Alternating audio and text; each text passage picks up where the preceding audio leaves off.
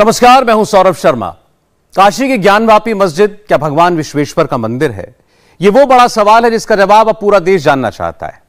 गेंद वाराणसी की जिला अदालत के पाले में शुक्रवार को सुप्रीम कोर्ट के आदेश के बाद यह मुकदमा बैक टू वाराणसी हो गया था।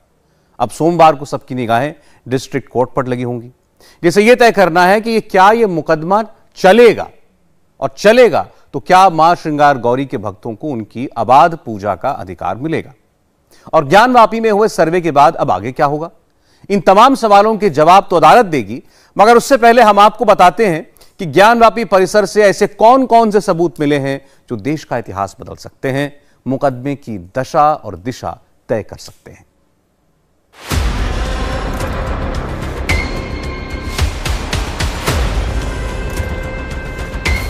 यह इत्तेफाक हो सकता है कि जिस दिन शिवलिंग मिलने का दावा किया गया उस दिन भी 16 मई को सोमवार ही था।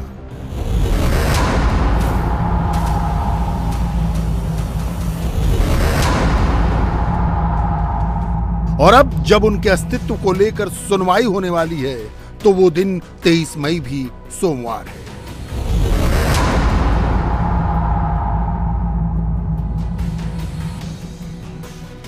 ये अगर इत्तेफाक है तो कोई आम इत्तेफाक नहीं है। हिंदू सनातन परंपरा में सोमवार भगवान भोलेनाथ का दिन है। क्या ज्ञानवापी पर कुछ नया होने जा रहा है?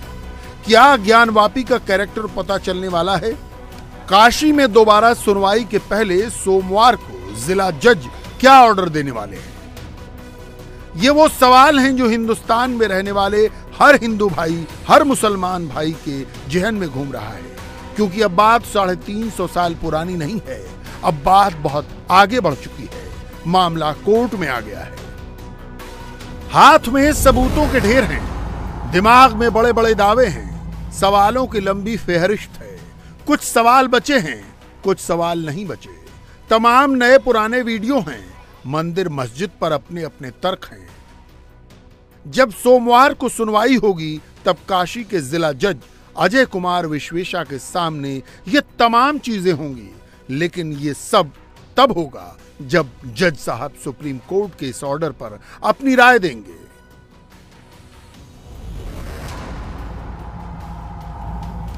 क्योंकि सुप्रीम कोर्ट ने अंतरिम आदेश कायम रखते हुए काशी के जिला जज को ही इस केस को देखने की बात की थी।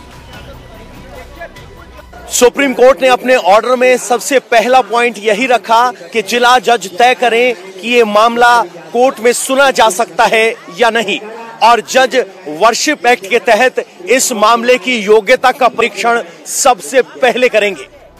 जब से ज्ञानवापी में सर्वे हुआ है उसके बाद से ही हिंदू और मुसलमान दोनों पक्ष अपने अपने हक का दावा कर रहे हैं। इसीलिए पहली सुनवाई के दौरान जज साहब के सामने दूसरा बड़ा सवाल होगा। सर्वे को आगे जारी रखने का होगा, क्योंकि हिंदू पक्ष का दावा है ज्ञानवापी में कभी मस्जिद नहीं थी, वहां मंदिर के सबूत हैं।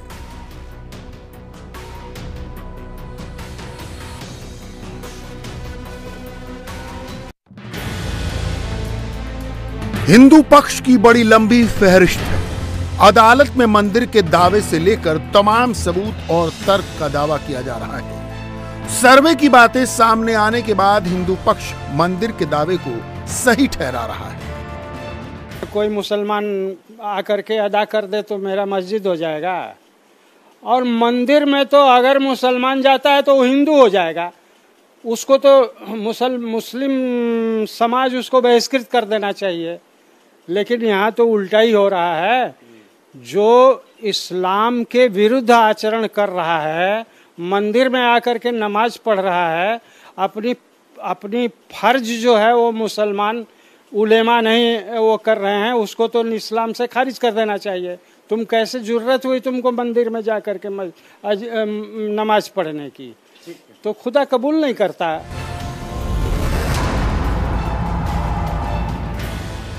हिंदू पक्ष अगर अपने दावे पर दम के साथ खड़ा है तो उसके पीछे वो सभी बातें हैं जो पिछले दिनों दुनिया के सामने आ चुकी हैं। दावा बड़ा है। ज्ञानवापी का पूरा परिसर मंदिर के सबूतों से भरा है, जिसमें तहखाने के सबूतों का भी बड़ा रोल है। और ये बातें किसी और ने नहीं, सर्वे टीम के मेंबर उस कैमरामैन ने बताई हैं जिसने हर चीज को जो अदालत में सबूत बन सकती है उसको अपने कैमरे में कैद किया था। रोशनी अगर की तो तहखाने में क्या तस्वीर सामने नजर आई जब आपने देखा, तो क्या था? तहखाना शब्द ऐसा होता है जैसे बहुत कोई गुप्त चीज है, आपने क्या देखा? देखिए, एक तहखाने में तो बताया गया कि पहले यहाँ पे चूड़ी की दुकान थी, काफी चूड़ी के टुकड़े पड़े हुए थे। तो वहाँ पे जो मोहम्मदन वकील थे और जो मस्जिद के व्यवस्थापक थे, उन्होंने बताया यहाँ पहले चूड़ी की दुकान हुआ करती थी और भी ऐसी दुकान थी, तो एक वो बंद था। उसी तरह एक तहखाना ऐसा था जिसमें कोने में आखिरी में दीवार जमीन टूटी हुई थी, गड्ढा था, वहां पे खड़े होने पे लगता कि जमीन धंस जाएगी। दीवारों पे क्या देखा? और ये दीवार, मस्जिद को हम बाहर से देखते हैं तो पुरानी लाहौरी ईंटें जिन्हें कहा जाए, छोटी ईंटें और चूने की चिनाई है। बेसमेंट में किस तरह का स्ट्रक्चर?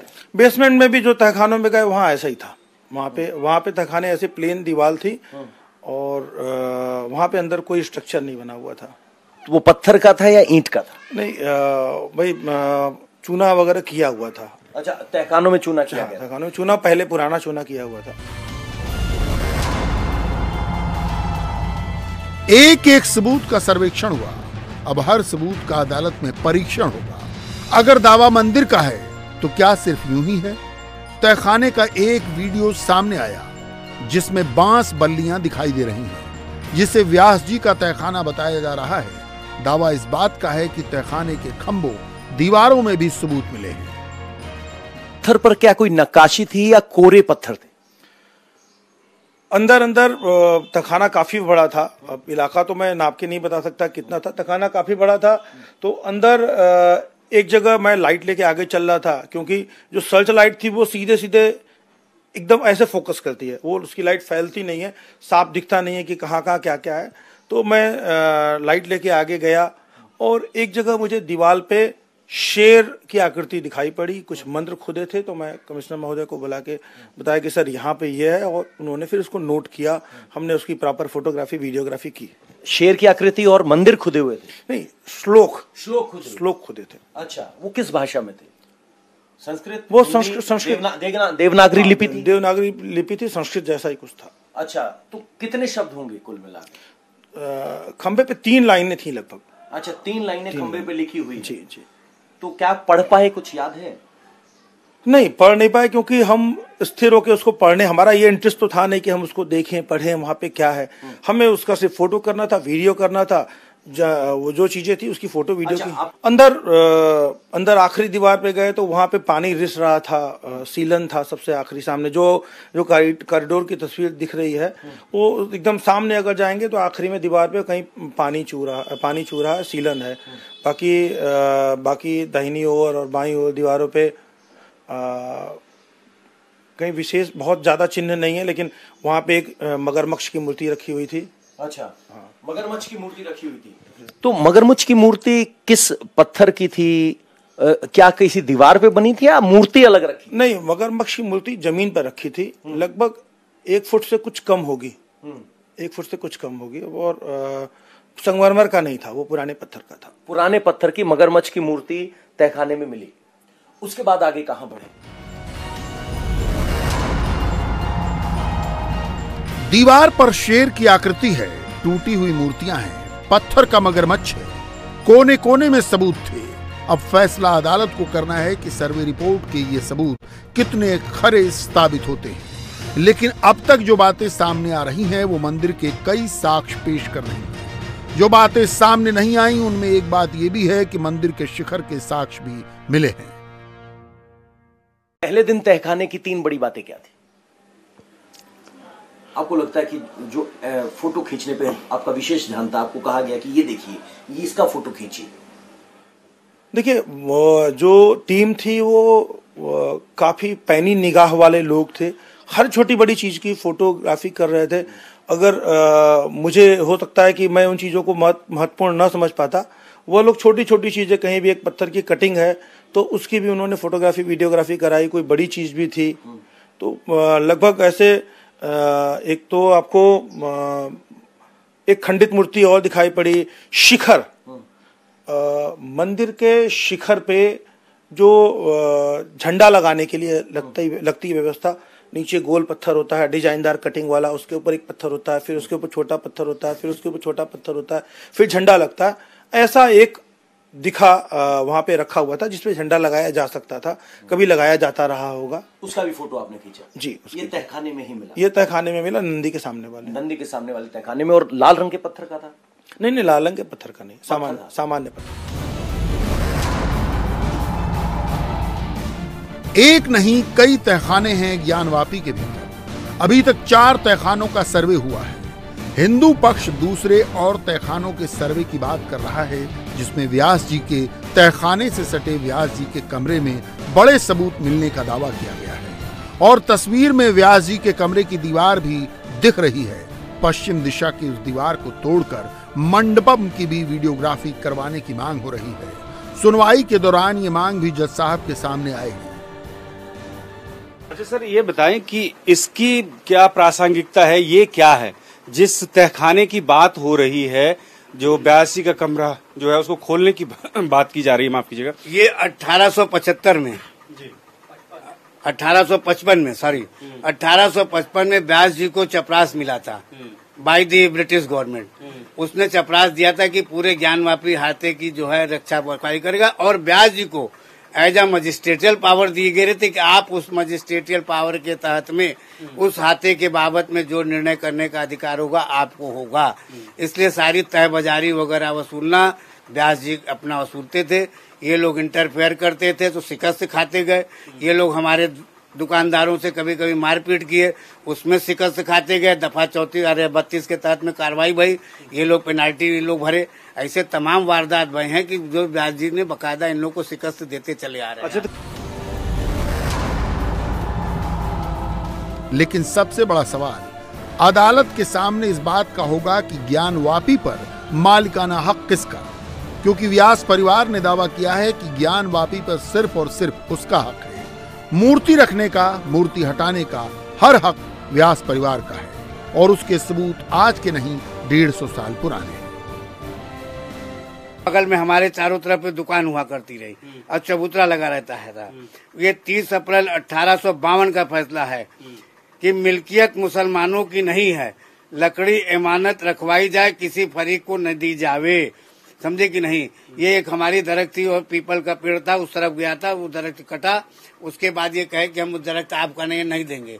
तो ये भैया कि ये मिल्कियत मुसलमानों की नहीं है। मतलब आप ये कह सकते हैं कि एक टहनी रखने का अधिकार भी उनके पास नहीं था। पास नहीं था। हाँ। वो हमारा दरख्त जाता था, उसके पत्ते गिरते थे, उनको उसको हटाने के ये नहीं कहते गंदगी है, उनको काटने तक का अधिकार नहीं था। ये बाकायदा फैसला है, 1852 का फैसला है। 1852। अब इससे ज्यादा और क्या सत्य दे सकता हूँ मैं। दूसरा ये है कि ज्ञानवापी में जो मूर्तियां हमारी खंडित होती रही, ये मुसलमान पक्ष हमको स्थापित नहीं करने देता रहा, उपद्रव करता रहा। इसका भी 1876 में फैसला हुआ है कि बाबत रखने हटाने मूर्ति हाय फर्ज ज्ञानवापी मुकदमा इतना हुआ काम हुआ।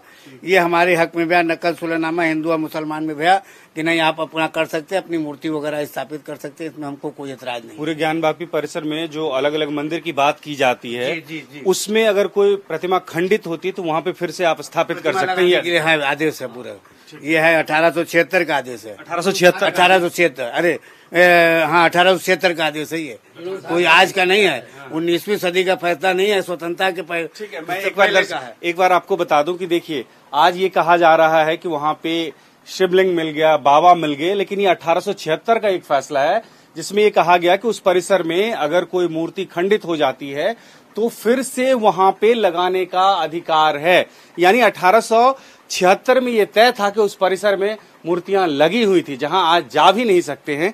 वहां 1876 से पहले अगर कोई मूर्ति खंडित होती थी तो उसको बदला भी जाता था। जी वकील साहब, इसी बाबत 1875 का ही फैसला है कि नई मूर्तियां स्थापित की जा सकती हैं। ये एकदम क्लियर लिखा है, मूर्ति की जगह पर दूसरी नई मूर्ति बैठाई जाए, मुसलमानों को कोई उज्र ऐतराज नहीं होगा। फैसला 30 अप्रैल 1875 का भी है। अब इसमें क्या दिक्कत है? जब मेरा मैदान है, मेरी जगह है, ये शाश्वत सत्य भी है, आतताइयों ने गिराया ये भी सत्य है। अब इसमें आपको क्या डिस्प्यूट है? टाइटल में हमारे कोई डिस्प्यूट नहीं है। सबूतों की लंबी फहरिस्त है। अदालत हर सबूत को देखेगी, परखेगी। व्यास परिवार ने तो यहाँ तक दावा किया कि नमाज की इजाजत देने का अधिकार अदालतों की तरफ से उन्हें ही था। आप हमारे ये देखिए जो फैसला हुआ है ये उसके बाद में कि आप हमारे किसी भी पोर्शन में किसी जगह नमाज वगैरह अदा नहीं पढ़ सकते, किसी दूसरे नमाज पढ़ने का हक नहीं है। इसके खिलाफ करने से चंद मुसलमानों पर मुकदमा 22 पुलिस एक्ट काम हुआ, तो इसमें बाकायदा इनको हर्जा लगा कि आप हमारे तरफ न कहीं उतरेंगे न कहीं नमाज पढ़ेंगे और आप इस पर आसपास दीवार की तरफ हमारे खड़े भी न रहेंगे। अच्छा, ये जो पूरा अभी ज्ञानवापी परिसर है जी, उस परिसर के अंदर की बात है, जो मस्जिद के अलावा आप कहीं पे भी नमाज नहीं पढ़ सकते? नहीं कर सकते। ये सारी चीजें हैं हमारे पास, ये डॉक्यूमेंट सब बाकायदा ये उर्दू में सब है, ये सारे फैसले हैं हमारे, देखिए वो लगे हुए हैं। अच्छा, ऐसा नहीं कि हम कोई फर्जी कागज लेके बैठे, अब तो तमाम लोग मालिक बन गए हैं। ये बात अलग है, दीगर जगह के मालिक लोग बन गए। दूसरा ये 27 को फैसला हुआ कि आप सीढ़ी गढ़ा जो सीढ़ी लगा है आप इसको नहीं हटा सकते, समझे कि नहीं। ये मुसलमानों ने एतराज किया था कि आप नहीं बना सकते।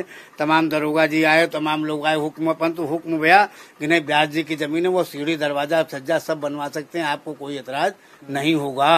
अच्छा, ये है फैसला पूरा लिखा हुआ है 13 चाहिए, ये सब उर्दू में फैसले हैं। सर ये जो फैसला आप मुझे सुना रहे हैं इतना पढ़ के, ये सब कोर्ट के संज्ञान में नहीं है क्या? ये कोर्ट के संज्ञान में अभी इस समय कुछ भी नहीं है, बस 1937 का जजमेंट लेके कोर्ट चल रही है। कोर्ट अभी तह तक जाएगा तब न जानेगी कि ज्ञानवापी व्यास जी कौन थे और ज्ञानवापी की जमीन किसकी थी, ये जानने की हकीकत है।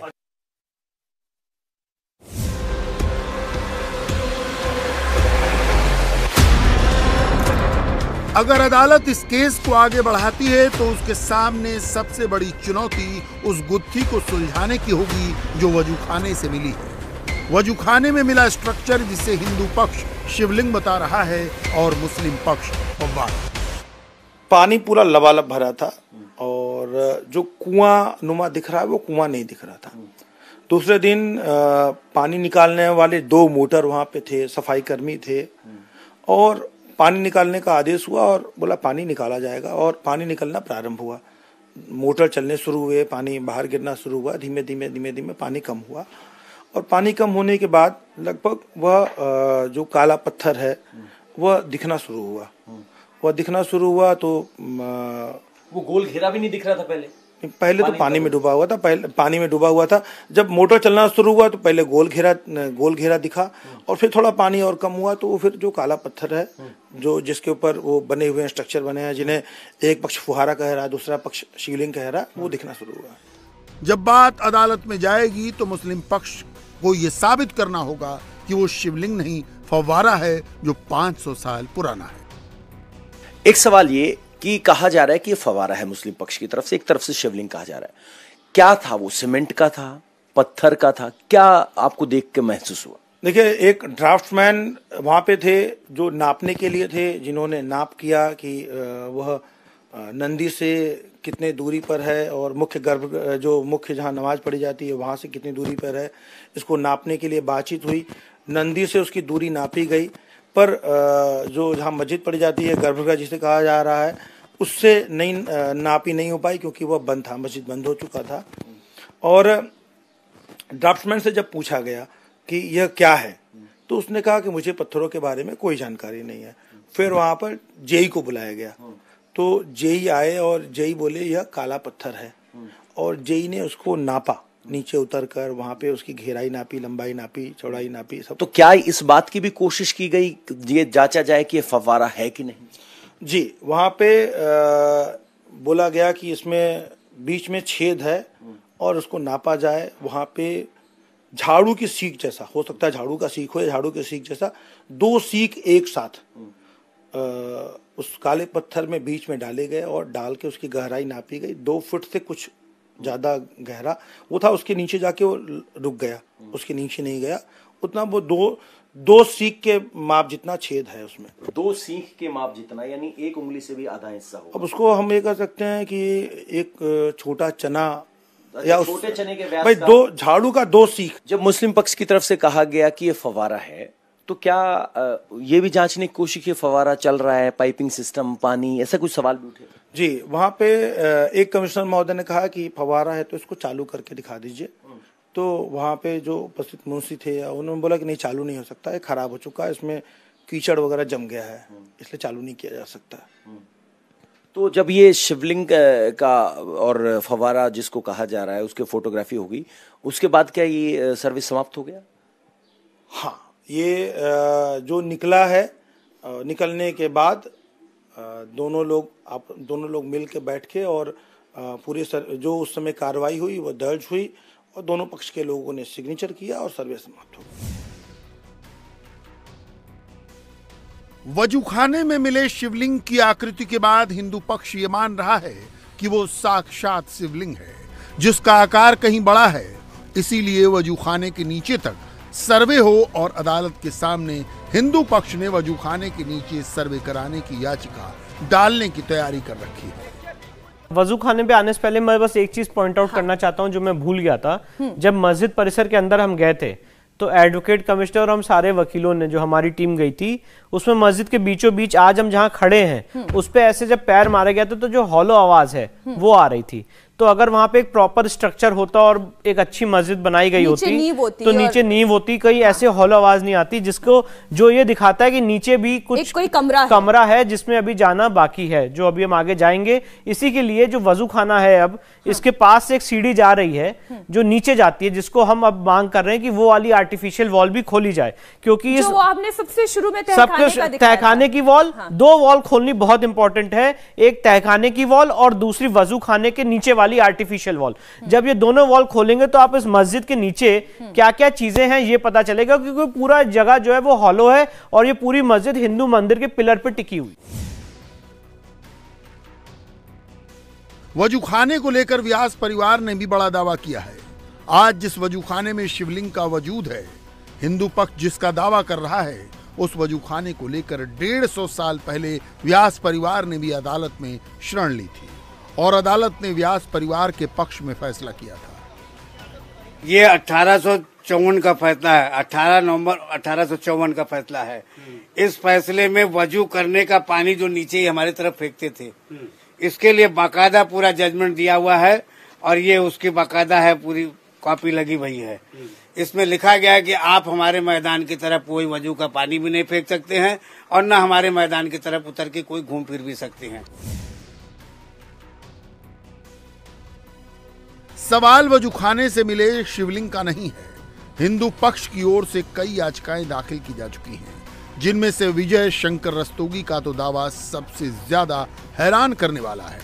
उनका दावा है कि शिवलिंग वजूखाने में मिला वो तारकेश्वर महाराज हैं, आदि विश्वेश्वर नहीं है। आदि विश्वेश्वर मस्जिद की मेन गुम्बद के नीचे हैं और उनका आकार 100 फीट का है। देखिए मेरे सामने यह पुराना नक्शा है, जिसके ही नक्शे के आधार पर यह विश्वेश्वर ज्योतिर्लिंग मंदिर बनाई गई थी 1585 में। और इसमें आप देख सकते हैं कि ये दिखाया गया है कि ये जो है वह सेंटर में स्वयंभू ज्योतिर्लिंग है। स्वयंभू ज्योतिर्लिंग यहाँ बीच में 100 फुट की ज्योतिर्लिंग है और इनका अर्घा भी 100 फुट गहराई लिए हुए है। तो इसको तो मुसलमानों ने नीचे से जो तहखाने हैं, तहखाने से इसकी पत्थर और ईंटों से जुड़ाई करते हुए जो है ऊपर ले आ करके और इसकी बरामदा के शक्ल देने के लिए उन्होंने पत्थर की पट्टियों से जो है उसको ढक दिया गया है। ये तो गर्भगृह है जी। और शिवलिंग मिला है वो या तो तारकेश्वर महादेव हो सकते हैं या कोई या महाकालेश्वर हो सकते हैं। महेश्वर अभी वो काशी विश्वनाथ का जो स्वयंभू शिवलिंग है वो नहीं। स्वयंभू शिवलिंग तो सेंट्रल डोम के नीचे है और जब तक कि उसकी खुदाई नहीं की जाएगी और आर्कियोलॉजिकल सर्वे ऑफ इंडिया जिसके लिए आदेशित हुआ है 8/4/2021 को, वो सर्वे टीम जब तक नहीं आएगी और खुदाई करके उस स्थान पर पहुंच करके उसको जो है वह परिलक्षित नहीं करेगी, तब तक जो है वो बाहर आना मुश्किल है। सर ये लेकिन ऐसा नहीं हो सकता है कि स्वयंभू शिवलिंग को वहां से हटाया गया हो अभी जहां मिल रहा है, क्या वो संभव नहीं था? स्वयंभू शिवलिंग स्वयंभू हैं, वो जमीन से प्रस्फुटित हुए हैं, और यह भी मैं बता दूं कि वह नीचे कितनी गहराई में है, उनका कहाँ से वो उनकी गहराई है, ये पाना मुश्किल है। और यह जगतगुरु शंकराचार्य ने मुझे यह बताया है कि यह ब्रह्मांड का नाभि स्थल है। वहाँ से जैसे नाभि व्यक्तियों का है, ऐसे यह ब्रह्मांड की नाभि है, और वह नाभि के रूप में ये प्रकट हैं भगवान विश्वेश्वर। तो वो अतल गहराइयों में से वो निकले हैं, और इनका बाहर प्रस्फुटन जो है वो 100 फुट का है। विजय शंकर रस्तोगी का केस पहले से अदालत में चल रहा है, जिस पर फैसला आना बाकी है, लेकिन उनका ठोस दावा है कि ज्ञानवापी में मस्जिद नहीं, मंदिर के कई सबूत हैं। जिस गुंबद के नीचे सर्वे की बात विजय शंकर रस्तोगी कर रहे हैं, उस गुंबद के ऊपरी हिस्से में भी मंदिर जैसे गुंबद के सबूत मिलेंगे, और इसका भी दावा उस कैमरामैन ने किया है जिसने पूरे सर्वे की वीडियोग्राफी की। ऊपर 3 गुंबद है, गुंबद के अंदर गुंबद है, और हम लोग वहां गए तो बाकी 2 गुंबद में तो कुछ नहीं था, है ना। गुंबद के नीचे जस्ट गुंबद था, वो लाखोरी ईंटें और शायद सुर्खी का ऐसा कुछ बना हुआ था, और अंदर कोई और निशानी नहीं थी। अंदर वगैरह चमगादड़ वगैरह लटके हुए थे, और उनकी बीट थी ढेर सारी, बहुत बदबू था, अंधेरा था। मेन गुंबद में क्या देखा? मेन गुंबद में एक पत्थर रखा हुआ था, जो मेन गुंबद में उतरने के लिए, अंदर जाने के लिए कोई व्यवस्था नहीं थी। दाहिने और बाईं ओर जो गुंबद थे, वहाँ पे जाने की व्यवस्था थी, वहाँ पे हम चढ़ के जा सकते थे, पर मेन गुंबद में काफ़ी देर प्रयास किया गया कि कुछ सीढ़ी आ जाए, कुछ आ जाए, तो व्यवधान हो रहा था। तो फिर हमने कहा कि ठीक है, अगर दिक्कत हो रही है तो हम लोग चढ़ेंगे। जो मेरे सहयोगी हैं विभास जी, उनको मैंने अपने कंधे पे पैर रखवा के चढ़ाया, और फिर हमको भी जो है वहाँ पे जो सुरक्षाकर्मी वगैरह थे, उन्होंने हाथ का दीवार पे ऐसे हाथ लगाया, और उस पर हम पैर रख के चढ़े, क्योंकि बिना वहाँ सीढ़ी भी नहीं था, कुछ नहीं था, तो अपने दम पे वहाँ पे चढ़े। और चढ़ने के बाद फिर जो है वहाँ पे जो मुख्य गुंबद है, वहाँ पे मुझे एक इतना बड़ा पत्थर दिखा, जिसपे 3 तरफ कलाकृतियाँ बनी हुई थी, पान जैसा, फूल जैसा, और ऐसे नक्काशी बना हुआ था। सबूत पर सबूत, दावे पर दावे, जिसमें सबसे बड़ा दावा श्रृंगार गौरी की हर रोज पूजा को लेकर था, और इस केस से ज्ञानवापी के सर्वे के आदेश हुए, और सर्वे के बाद ज्ञानवापी के असली कैरेक्टर को जानने की मांग होने लगी।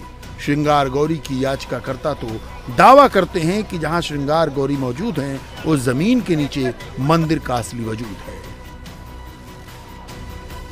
श्रृंगार गौरी की ओर यानी पश्चिमी दीवार की तरफ 72 फुट लंबा, 30 फुट चौड़ा और 15 फुट ऊंचा जो मलबा है, यदि उसकी खुदाई हो तो हमारे जो है गौरवमयी शानदार संस्कृति और बड़े बड़े हिंदुओं के पिलर, हमारे देवी देवता की मूर्तियां जो ध्वंस हैं, वह सबके मिलेंगी, और वह बिल्कुल वह हिंदुओं का प्रमाण रहेगा, वह शिव विश्वेश्वर महादेव के प्रमाण रहेंगे, और वह विजय सूत्र बनेगा, और यही विजय सूत्र बाबा के उद्धार का कारण बने। 1995 से वादी रहा हूं, जो 18 मई 1996 को मैं उसका पैमाइश भी कराऊं, आज भी 18 मई है, और 1996 यानी 26 साल पहले मैं वहां का ज्ञानवापी पैमाइश कराया हूं। मुझे अनुभव है, मुझे जानकारी है, इसलिए मैं कह रहा हूं, दावे के साथ कह रहा हूं कि वहां मिलेगा, और बाबा का जो अंग भंग हमारे मूर्तियों का है, निश्चित मिलेगा।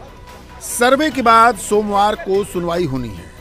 जिला जज अगर इस केस को आगे बढ़ाते हैं तो इन सबूतों को इंडिया टीवी हर वक्त हर जगह डाउनलोड करने के लिए सर्च करें India TV news Google play store या ऐप स्टोर पर।